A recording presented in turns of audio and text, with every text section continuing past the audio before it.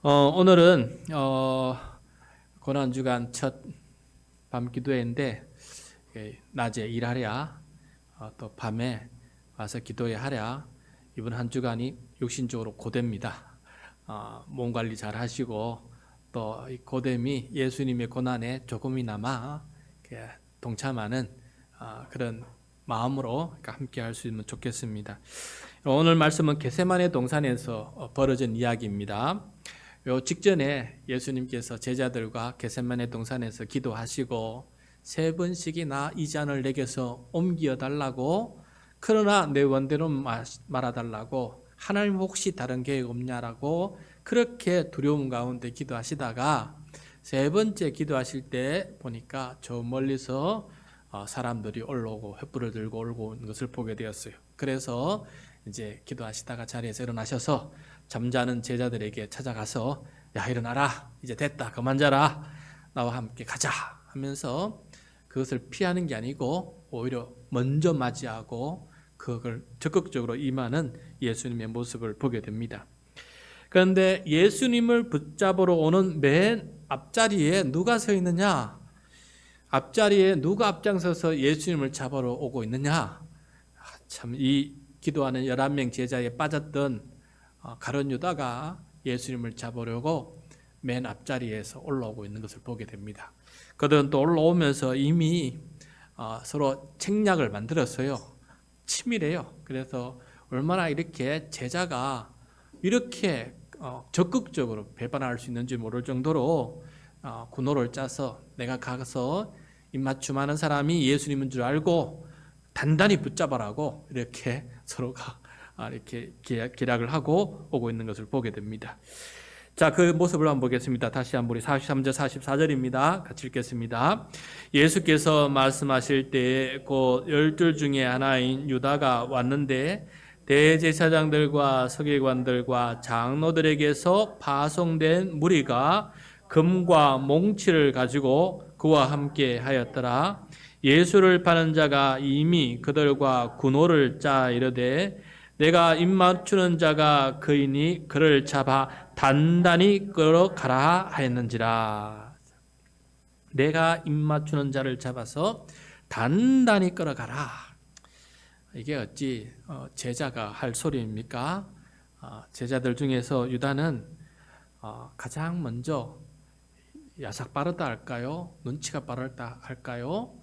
또 자기 살궁리에 처세술이 빠르다 할까요? 예수님이 그리스도가 될 자격이 없다는 것을 가장 먼저 깨달은 사람이에요. 다시 말하면 유대인들의 기존 입장에서 그리스도라면, 유대인의 왕이라면 이런 사람이 돼야 될 텐데 예수가 하는 마지막 예루살렘까지 따라와 보니까 영 아닌 거예요. 자기가 생각하는 그런 그리스도가 될 자격이 없어 보이는 거예요. 그래서 가장 먼저 실망하고 배반하게 되고, 그 배반하고 그 실망감이 예수님을 오히려 팔아버리는 그런 마음까지 먹게 되는 일이 벌어지는 것을 보게 됩니다. 여러분, 우리도 예수님이 우리가 원하는 주님이 되어주지 않을 때 실망하지 않습니까? 예를 든다면 우리가 기도하면 주님께서 적극 들어주시고, 나는 분명히 성경의 말씀대로 하나님의 뜻대로 기도하는데도 불구하고 하나님은 즉시 들어주지 아니하시고 원대 넘치는 기다리라 하시고 하니까 기도에 대해서 하나님께서 들으시는 거냐, 응답하시는 거 맞냐, 선한 것으로 나에게 주고 계시는 거 맞냐 하는 이런 의심들이 들 때 있지 않습니까? 그래서 기도에 대해서 실망을 하게 되고 기도가 멀어지게 되고 기도를 하지 않게 되고 기도의 효용성과 기도의 의미를 자꾸 잃어버리고 그냥 없이도 살 수 있다, 그런 기도에 대한 실망감 가운데 살아가지 않습니까? 기도에 대해서 배신하지 않습니까? 마찬가지인 것 같아요. 이 가룟 유다의 이 모습을 보면서 우리도 예수님이, 하나님이 내가 원하는 방식으로 움직여주지 않으면은 나도 똑같이 실망하게 되고 배신할 수 있는 기회가 온다는 것을 생각한다면은 우리가 예수님과 하나님을 이해하는 방식을 좀 달리해야 된다라는 것을 다시 한번 생각해 보게 되었습니다.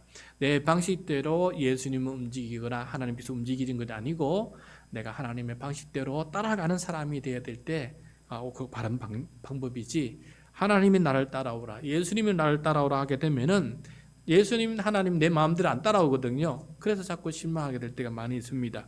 그럴 때 우리 다시 한번 고개를 들어서 내가 주님 따라가겠습니다. 내가 주님을 따라가야죠. 그게 맞는 말이죠. 주님이 내 안 따라온다 해서 배신하고 팔아버리고 하면은 안 되죠 하는 그런 마음을 가지고 따라갈 수 있는 우리들 모습이 되어야 된다라는 것을 다시 한번 생각해 보게 되었습니다. 자, 유다는 더 이렇게 완악하게 되어서 예수님이 어차피 죽으시면은 이 죽으실 예수님을 내가 이용이나 좀 해야 되겠다 하면서 돈이나 벌어야 되겠다 하면서 예수님을 언삼십에 팔아서 챙기려고 이렇게 악한 마음을 품고 앞장을 서서 측량까지 만들고 이렇게 나서는 것을 보게 됩니다. 뻔뻔하게 이렇게 행하는 이 모습들을 보면서 사탄이 역사하면은 우리가 얼마나 주 앞에서 뻔뻔한 사람이 될 수 있는지 그 모습을 우리들에게 보여주고 있는 것을 똑똑히 보게 됩니다. 그래서 우리의 마음속에 사탄이 역사하도록 내버려 두지 않도록 늘 깨어서 기도하는 사람이 되어야 된다는 것 또한 깨닫게 됩니다. 자, 이것을 다 아시는 예수님인데 자기를 잡으러 온 그 유다를 그렇게 깊은 마음으로 입맞추시는 것을 보게 됩니다. 45절 46절입니다. 시작. 이에 와서 곧 예수께 나와 랍비어하고 입을 맞추니 그들이 예수께 손을 대어 잡거늘. 입을 맞추는 것이 붙잡는 신호라는 것 예수님이 이미 알고 계시지 않겠습니까?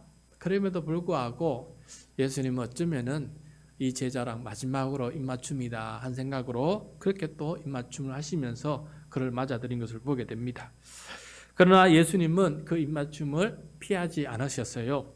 마실 잔을 피하지 않고 적극적으로 그 잔을 마시려고 나아가고 있는 것을 보게 돼요. 그걸 대항하거나 거부하거나 도망치지 않고 이게 아니었으면 좋겠지만은 하나님께서 이것이다 하시니 그 길을 끝까지 가고 계시는 것을 보게 됩니다. 그런데 예수님께서 갑자기 경비병들에게 체포가 되자 곁에 있던 제자 중에 한 사람이 황급하게 대응하더라고 그만 칼을 휘둘러 가지고 그 대제사장이 보낸 종의 귀를 그냥 잘라버리는 일이 벌어지게 됩니다. 예수님이 잡히고 금과 몽추를 들고 오니까 다 잡으려고 하는 기세 앞에 자기들도 잡아 죽일 것 같고 하니까 칼을 가지고 오니까 칼로 대항하지 않겠습니까? 순식간에. 그래서 그런 일이 벌어지게 돼요. 그게 바로 47절입니다. 47절 시작. 곁에 서 있던 자 중에 한 사람이 칼을 빼어 대제사장의 종을 쳐 그 귀를 떨어뜨리니라. 이거 이제 큰일 났습니다. 이제 한바탕 칼싸움이 일어날 상황이 벌어졌습니다. 귀가 떨어졌으니 이거 가만두겠습니까? 절단 날 일이 아니겠습니까? 여기서 칼 휘두른 사람은 누구일까? 그리고 이 상황에서 예수님은 어떻게 대응하셨을까? 오늘 본문에는 안 나와 있는데 동일한 본문에 요한복음 18장 10절 11절에 보면 이렇게 말씀하고 있어요. 우리 화면을 보면서 같이 한번 읽겠습니다. 시작. 이에 시몬 베드로가 칼을 가졌는데 그것을 빼어 대제사장의 종을 쳐서 오른편 귀를 베어버리니 그의 종의 이름은 말고라. 예수께서 베드로더러 이르시되 칼을 칼집에 꽂으라. 아버지께서 주신 잔을 내가 마시지 아니하겠느냐 하시니라. 자, 칼을 든 사람은 바로 시몬 베드로였습니다. 예수님은 서둘러 베드로에게 칼을 칼집에 꽂으라 라고 명하십니다. 들고 휘둘려고 또 휘둘려고 하는 그 칼을 보면서 예수님은 서둘러서 그 칼을 칼집에 꽂으라. 칼로 대응하면 이 상황이 완전히 폭력적인 그런 싸움이 되어버립니다. 이것은 하나님의 방식도 아니고 하나님께서 뜻하는 바도 아니시기 때문에 물론 예수님은 칼을 칼집에 꽂으라 명령하신 것을 보게 돼요. 그리고 예수님은 베드로를 진정시키고 급히 종의 귀를 치료까지 해주십니다. 순식간에 그 전쟁이 일어날 판에 싸움이 일어날 판에 예수님께서 그 종의 귀를 치료해 주면서 그 싸움을 평화로 만들어가는 것을 보게 돼요. 그 내용이 어디 나오냐면 누가복음 22장 51절이거든요. 우리 화면을 보면서 같이 읽겠습니다. 예수께서 일러 이르시되 이것까지 참으라 하시고 그 귀를 만져 낫게 하시더라. 자, 이것까지 참으라라는 것은 그들이 칼을 들고 오더라도 나를 이렇게 포박하고 붙잡더라도 칼로 대적하는 이런 행동은 참으라. 아버지께서 주시는 이 잔을 마셔야 하기 때문에 억울하더라도 또 한 번 힘써보지 못하더라도 이 상황을 참아내고 하나님 아버지의 뜻을 따를 수 있는 사람이 되어라. 그렇게 하면 아니 된다라는 것을 다시 한번 당부하고 있는 것을 보게 돼요. 그리고 그 폭력은 구원의 도구가 될 수 없다는 것을 분명히 말씀해주고 있는 것을 보게 됩니다. 칼, 폭력, 이것은 바로 유대인들이 기대하는 그리스도의 모습이에요. 큰 권력과 군대와 칼과 창을 가지고 저 로마 제국 원수를 쳐부수고 이겨나가는 방식, 이 방식이 유대인들이 기대하는 그리스도 유대인의 왕이 아닙니까? 솔로몬의 후손으로 온 왕의 모습.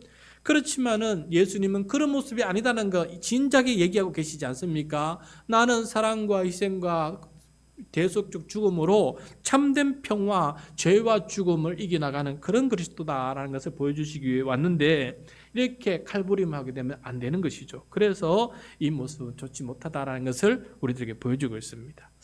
여러분, 우리가 불화와 폭력 이것이 일어날 때 얼른 그것을 평화와 오래 참음으로 만들어내는 사람, 다시 말해서 평화를 일구는 사람, 평화를 만드는 사람이 바로 예수님을 따르는 사람이고 예수님을 닮은 사람이라고 할 수가 있습니다. 우리가 여러 가지를 할 때마다 어떤 모임이든지 어떤 상황이든지 간에 항상 우리에게는 불화가 일어날 기미가 보이고 또 분쟁이 일어날 기미 보여요. 그렇지만 그것들을 평화로 만들어가는 사람, 그것이 바로 예수 그리스도, 참 그리스도를 믿는 사람의 모습입니다. 유대인들이 믿는 그리스도의 방식이 아니고 우리 예수님이 그리스도를 믿는 방식이라는 것을 꼭 명심해야 되겠습니다. 자, 예수님은 다시 한번 이런 상황이 성경이 이루는 것이다라는 것을 제자들뿐만 아니라 자기를 잡아러 온 모든 사람들 앞에 얘기를 합니다. 48절 49절 말씀입니다. 48절 49절 시작. 예수께서 무리에게 말씀하여 이르시되 너희가 강도를 잡는 것 같이 검과 몽치를 가지고 나를 잡으러 나왔느냐? 내가 날마다 너희와 함께 성전에 있으면서 가르쳐서되 너희가 나를 잡지 아니하였도다. 그러나 이는 성경을 이루려 함이니라 하시더라. 예수님께서 이렇게 범죄자처럼 붙잡혀 죽임을 당하게 되리라라는 성경의 말씀을 이루겠다, 순종하겠다라고 이렇게 말씀하시는 것을 보게 됩니다. 그러면 예수님은 어떤 성경 말씀을 이루려고 하는 것일까? 어디에 어떤 성경 말씀하시는 것일까? 우리가 얼마 전에 이사야 53장 읽지 않았습니까? 이사야 53장 12절 말씀이에요. 12절 말씀 우리 화면을 보면서 같이 한번 읽겠습니다. 시작. 그러므로 내가 그에게 존귀한 자와 함께 몫을 받게 하며 강한 자와 함께 탈취한 것을 나누게 하리니 이는 그가 자기 영혼을 버려 사망에 이르게 하며 범죄자 중 하나로 헤아림을 받음이니라.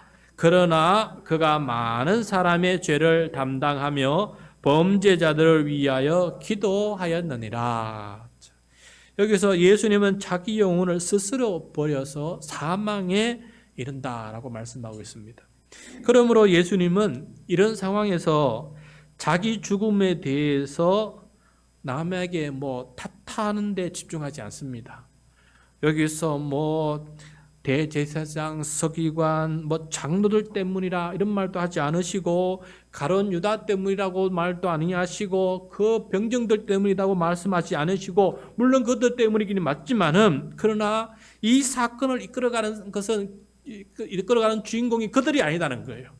이 지금 전체 사건을 이끌어가는 것은 누구냐? 하나님 아버지다. 하나님 아버지의 뜻이다. 하나님 아버지께서 지금 이 모든 일들을 진행하고 있다는 것을 분명하게 말씀해주고 있는 것이에요. 그래서 다시 한번 제자들에게 또 무리들에게 나는 하나님의 말씀을 따라서 성경을 이루어서 그 뜻을 이루고 간다라는 것을 분명히 말씀해주고 있는 것을 오늘 말씀을 통해 다시 한번 깨닫게 됩니다. 그래서 저들의 악함, 저들의 폭력의 정당성을 인정하는 것이 아니고 그 폭력과 악함을 이기고 그 죄를 용서하고 그들을 죄악에서 구원하시는 길을 가시겠다. 저 먼 미래를 바라보면서 최종적으로는 그들도 악함과 폭력에서 벗어나서 참 자유와 구원에 이르게 하는 그 하나님의 큰 뜻을 향해서 이 모든 악한 상황들을 통해서 나는 지금 갖고 있다라는 것을 말씀해 주고 있는 거 아니겠습니까? 이 부분을 제가 묵상을 하다가 그런 생각이 들었습니다. 우리도 조금 한 발치 더 멀리 보는 사람이 좀 되었으면 좋겠다 한 생각이 들었어요.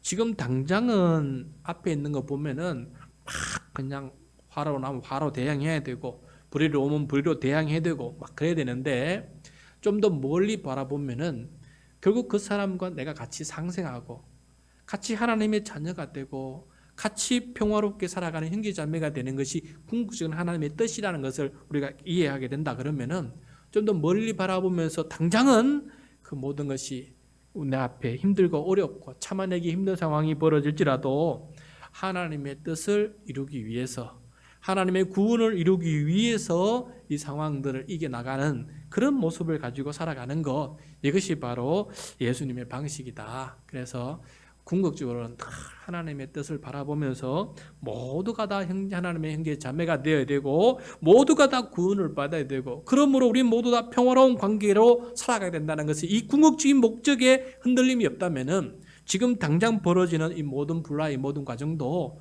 그것을 받아들이면서 더 나은 미래를 향해서 뚜벅뚜벅 걸어갈 수 있는 그런 우리들의 모습이 될 수 있다라는 것을 말씀해 주고 있습니다. 그 말씀을 생각하면서 우리도 늘 하나님의 뜻을 이루는, 궁극적으로 하나님의 뜻을 이루는 그런 모습으로 살아가는 우리 모두가 되기를 바랍니다. 예수님은 제자들을 이렇게 군사로 훈련시킨 적 전혀 없어요. 폭력을 잘 행할 수 있는 그런 강한 군사로 훈련시킨 적도 전혀 없습니다. 이런 폭력 앞에서 제자들을 보존하시기 위해서 그동안 예수님은 대신 기도로 간구했어요. 하나님 이들을 도와주셔서 이들이 생명이 보존될 수 있도록 도와주십시오 하면서 예수님은 끊임없이 그들이 어떤 강력한 무력을 행사하는 그런 힘 있는 사람이 되는 것이 아니라 하나님의 도우심으로 보존되기를 계속해서 기도해왔던 것을 보게 돼요. 그래서 예수님은 제자들이 배신하고 도망치는 그런 상황조차도 묵묵히 바라볼 수 있는 그런 예수님이, 그것을 받아들일 수 있는 예수님이 되었어요. 제자들은 예수님을 버리고 도망하는 이야기가 나오는데 그 다음 50절부터 52절입니다. 50절, 51절, 52절 같이 읽겠습니다. 제자들이 다 예수를 버리고 도망하니라. 한 청년이 벗은 몸에 배 홑 이불을 두르고 예수를 따라가다가 무리에게 잡히며 배 홑 이불을 버리고 벗은 몸으로 도망하니라. 예수님께서 칼을 칼집에 꽂으라 하셨으니 더 이상 대항할 수 있는 무력이 없잖아요. 힘이 없잖아요. 이제 맨손으로 어떻게 그들과 대항할 수 있겠습니까? 그래서 결국은 그들로부터 자기의 생명을 보존하기 위해서 두렵고 무서움이 있어서 제자들이 하나 둘씩 예수님을 떠나고 버리고 도망을 치게 됩니다. 그런데 이런 제자들의 모습은 가룟 유다가 예수님을 버리고 배신하는 것과 좀 다릅니다.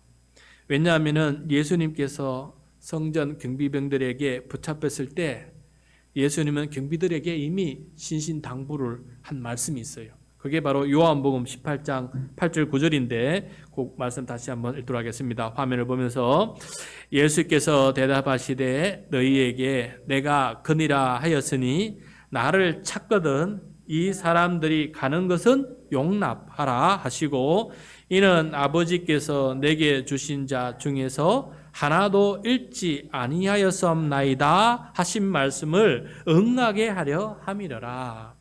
자, 예수님은 계속해서 이 자들 중에 하나도 잃지 않게 해 주십시오라고 계속해서, 그리고 난 하나도 잊지 않았습니다 하면서 이미 결단까지 하시면서 하나님 앞에 늘 기도했어요. 그리고 경비병들이 와서 자기를 체포할 때 나를 찾으면 나만 데려가면 되는 거 아니냐.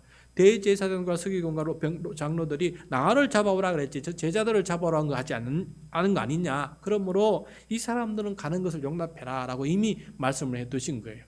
이처럼 예수님은 잡히는 그 순간에도 제자들은 도망칠 수 있도록, 제자들은 생명을 보존할 수 있도록 기도하셨고 그 길을 열어주셨고 제자들이 그렇게 하기를 바라주고 있었던 것을 보게 돼요. 그러니까 예수님은 제자들 중에 하나도 잃지 않고 제자들을 보존하시는 그 뜻을 끝내 이루고 있는 것을 오늘 이 말씀을 통해서 보게 된다라는 것입니다. 그만큼 자기 제자들을 사랑하고 살펴주는 것을 보게 돼요. 그런데 이건 예수님의 입장이고요. 우리의 입장에서, 제자의 입장에서 한번 생각해 보세요. 제자의 입장에서 생각하면 여전히 배신한 거 맞지 않습니까?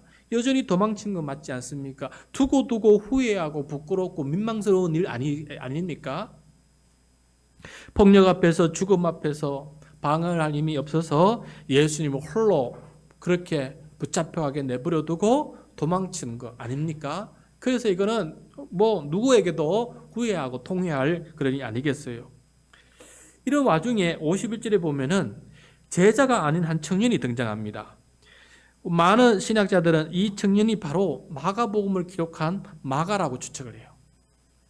그 예수님의 마지막 유월절 만찬을 마가의 다락방에서 행했고, 또 초대교회 예루살렘 교회 초대교회 성도들이 120문의 성도들이 모여서 기도한 그 다락방도 마가의 다락방, 오순절 성령 강림한 그 장소도 마가의 다락방으로 많은 학자들이 추측을 해요.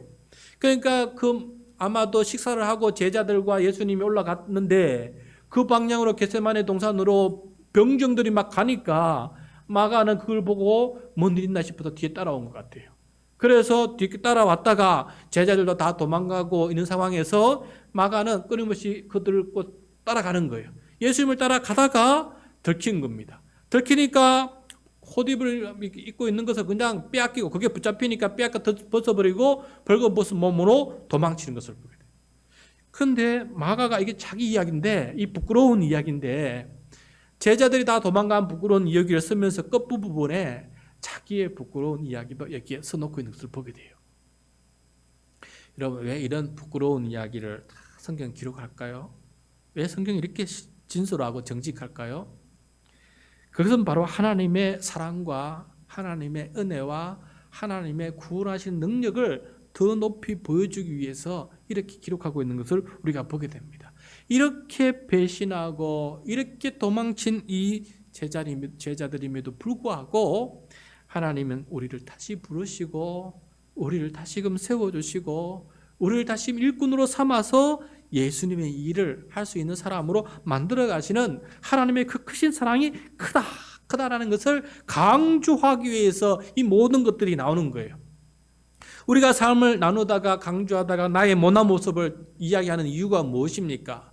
나 자신의 못난 모습을 이야기하는 이유가 무엇입니까? 나를 처참하게 만들기 위해서입니까? 나를 비하하기 위해서입니까? 아닙니다. 우리가 그렇게 하는 것은 간증하기 위함이 아닙니까? 그럼에도 불구하고 그런 나를 주님께서 이렇게 사용해 주시고 있다라는 것을 찬양하기 위해서, 간증하기 위해서, 영광 올리기 위해서 우리가 하는 얘기 아니겠습니까? 그러므로 이건 간증이에요, 지금. 마가가 지금 간증하고 있는, 나 같은 사람도, 뼈를 걷고 도망친 나 같은 사람도 이렇게 하나님께 사랑해 주셔서 이 마가복음을 기록하게 해 주셨으니 하나님이 그 크신 사랑이 얼마나 크냐. 다른 모든 사람들도 이것을 듣고 이런 상황에 놓이면은 도망쳤다고 후회하지 말고 가룟 유다처럼 가서 자살하지 말고 주님 앞에 와서 그 십자가 앞에 다시 돌아와서 그 복음 앞에 다시 돌아와서 하나님의 사랑을 느끼고 다시 회복하라, 그런 말씀 아니겠습니까? 찬송가 412장에 보면은 우리는 주님을 늘 배반하나 주 예수 여전히 날 부르사 그 참되신 사랑을 베푸시나니 내 형제여 주님을 곧 따르라 라고 이렇게 찬양하고 있는 것을 보게 돼요. 여러분, 예배 전에도 잠깐 나누었는데 어저께 우리 예배 드릴 때 한 형제가 왔는데 30년 고등학교 마치고 주님 떠났다가 30년 만에 지금 다시 첫 예배 드린 거 아니겠습니까? 솔직히 말하면 30년 동안 예수님을 떠나고 예수님을 내 인생의 주인으로 거부하고 예수님의 뜻 행하기를 배신하고 살은 거 아니겠어요? 30년 만에 돌아왔음에도 불구하고 여전히 하나님은 따뜻하게 그를 반겨주시는 이유는 하나님께서 그런 사람을 위해서 죽으셨기 때문에 그런 거예요. 그런 사람을 위해서 잔치를 베풀고 계시기 때문에 그런 거예요. 돌아오기만 하면은 되는 거예요. 근데 안 돌아와서 그게 문제입니다. 여러분, 우리가 집 나간 둘째 아들 이야기 있지 않습니까? 산 아버지의 재산을 다 죽은 것처럼 생각하고 재산 다 달라 그래가지고 아버지를 그렇게 배격하고 도망치지 않았습니까? 그렇지만 돌아오니까 잔치를 벌려주지 않았어요. 그렇지, 돌아오는 것 자체가 하나님께 기쁨이라는 거예요. 그래서 이게 복음입니다. 어떤 상황 속에 있더라도 돌아오기만 하면은, 돌아와서 변환된 삶을 살아가기만 하면은 하나님께서는 그 모든 것, 과거를 묻어두신다는 거 아니겠어요? 근데 저와 여러분은 오랫동안 교회를 떠나지 않고 주님 곁에 있어요. 주님 곁에 있어요. 그런데 우리도 조심해야 됩니다. 왜냐하면은 그 아버지의 잔치에 참여하지 못한 사람은 둘째 아들이 아니고 집에 있던 첫째 아들이에요. 집에 있던 첫째 아들이 결국 그 잔치에 참여 못했어요. 왜? 불평불만이 많아가지고. 내 방식대로 나를 잔치를 베풀어주지 왜 쟤를 위해서 잔치를 베풀어주냐? 그 오는 것을 거기 시기 질투하고 저게 뭐 이제 와서 아들 노릇하냐고 저게 뭐가 되겠냐 하면서 그렇게 무시하고 그렇게 얕잡아 보는 그 마음이 결국은 하나님 잔치에 참여하지 못하는 그 마음으로 바뀌는 거 보지 않습니까? 그러므로 우리는 더욱더 돌아오는 사람들을 바라볼 때 우리 모습 속에 그것을 바라보면서 하나님 참 감사합니다. 하나님의 은혜가 너무너무 지극하고 높고 감사합니다. 이런 마음을 가질 때 우리도 같이 잔치에 참여할 수 있는 거예요.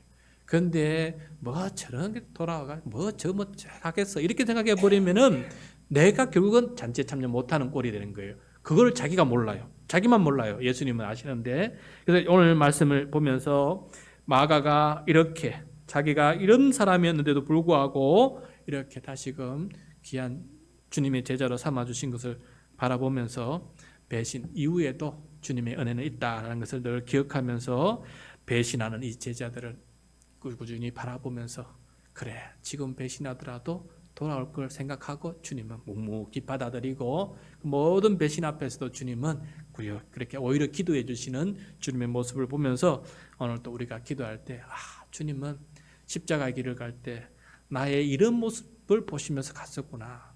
내가 패반하고 내가 절망하고 내가 도망치고 내가 부인하는 이 모습들을 보면서 주님은 십자가 길을 가셨구나. 그런데 그런 나를 위해서 죽으셨구나. 그런 나의 연약한 나를 위해서 죽으셨구나 라는 걸 생각한다면 예수님의 그 죽으심이 얼마나 큰 은혜인지 얼마나 큰 사랑인지를 더 깊이 깨닫게 될 것입니다. 그것을 생각하면서 오늘 밤에 기도하는 저와 여러분이 되기를 바랍니다.